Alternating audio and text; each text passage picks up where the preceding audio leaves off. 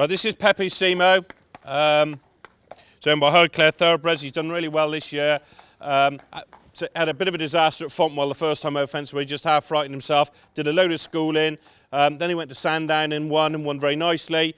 And the last time he ran very, very well at Kempton. I'm just trying to think what beat him. Mare Nicky Henderson's, the name forgets. Given it quite a lot of weight. He wasn't beat very far. He's another who like better ground, and the idea with him, he's going to have a run at Sandown on Friday, and then he's in the Arkle, but I suspect the race for him, I've always said to the owners, I think it'd be a nice race for him, would be the Grand Annual, because I think he'll be, over hurdles, a fast run handicap suits him very well, and these small field novice chases don't suit him, so something like the Grand Annual, where they go a good gallop, would suit him very nicely. So I suspect, though he's got 2 engagements, the Arkle, the race he'll run in will be the Grand Annual on the Friday, after running this week at Sandown. This is Poquelin, who's only got 1 engagement. He's obviously going to run in the Ryanair chase. He worked very nicely in a racecourse gallop yesterday with Gazeo, and he's well ready to run. Actually quite surprised me how he ran really well when he won at Cheltenham in December with top weight, and I know Ian took £5 off him, but it was probably a career best, and he won very nicely.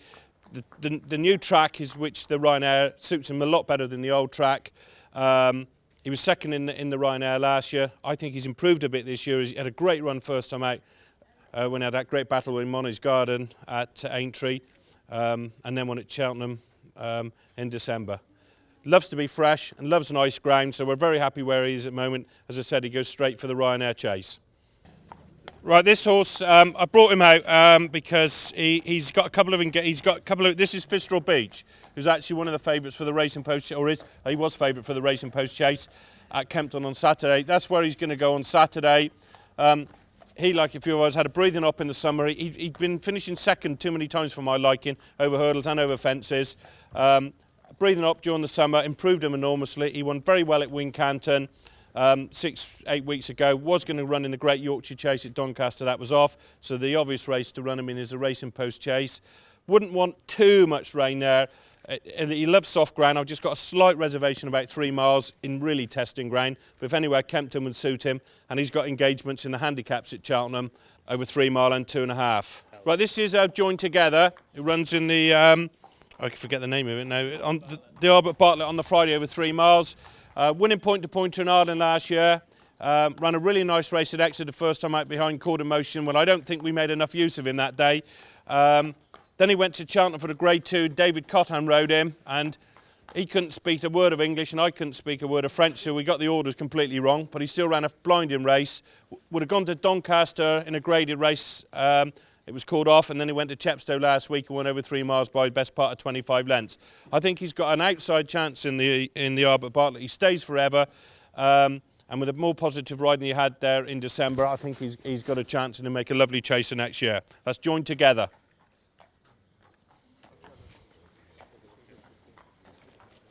Okay, we'll start on the main yard, the front yard here. Right, obviously the first one out here, this is Masterminded, who obviously runs in the Champion Chase. He did have an entry for the Ryanair, but I've scratched him from that. Obviously, just one race we're interested in, there's a Champion Chase. He's won it twice. Obviously, last season was a bit of a damp squid. We had a few little problems with him. We had the problem with the rib, and I always thought he was just struggling with something, and he wasn't at his best last year in any way. And at the end of the season, I kept going up on top of that hill, and the last day he worked, he pulled up at the end, the gallop was choking. So I sent him straight down to Jeff Lane, had a breathing up, and a different animal. He looks different, he's been going a lot better. Obviously, he's won 3 out of 3. Idle's a little bit in front, and we know, Ascot and last day, Summersby ran a lot better than what he had done earlier in the season. I mean, I'd say this horse was, obviously, good performance the first day.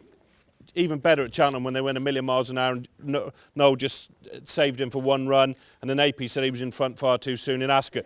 But I don't think he was anywhere near his best at Ascot. I trained him hard in the autumn for the 2 races, and then we backed off him a little bit.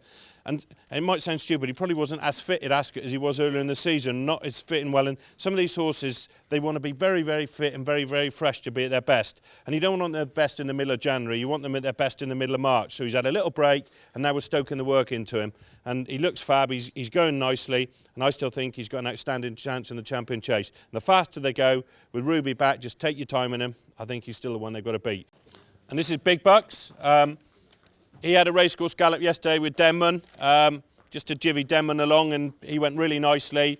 And he's sort of horse that needs plenty of work. He hasn't had that many runs, and he hasn't actually had a hard race for a while. And I don't want to have him going into the race underdone.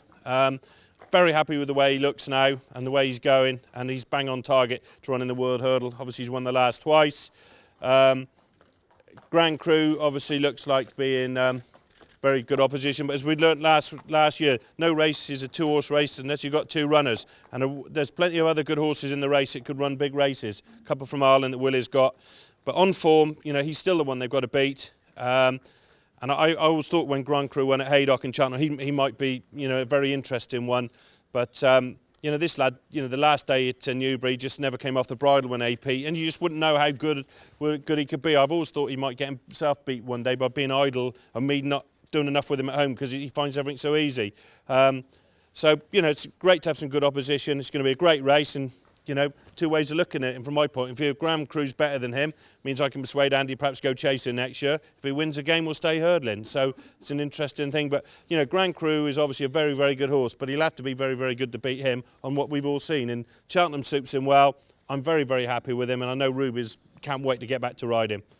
Well, this is obviously Denman, who worked really nicely yesterday with Big Bucks. As you all know, I was intending to announce it today, but it sort of got out last week. But he did have a breathing operation after his last run. And basically had his soft palate cauterised, which is a minor operation. But in England, when we do the breathing operations here, we hobday them and do their soft palate at the same time.